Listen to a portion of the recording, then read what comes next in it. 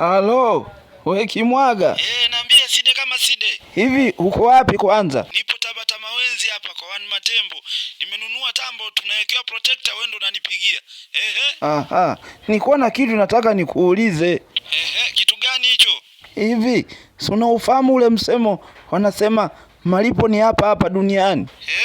Aha, sasa tutalipwa lini? Maana huu mwaka ushaanza vibaya huu. Na kwanza tunalipwa shingapi ili nipange budget vizuri?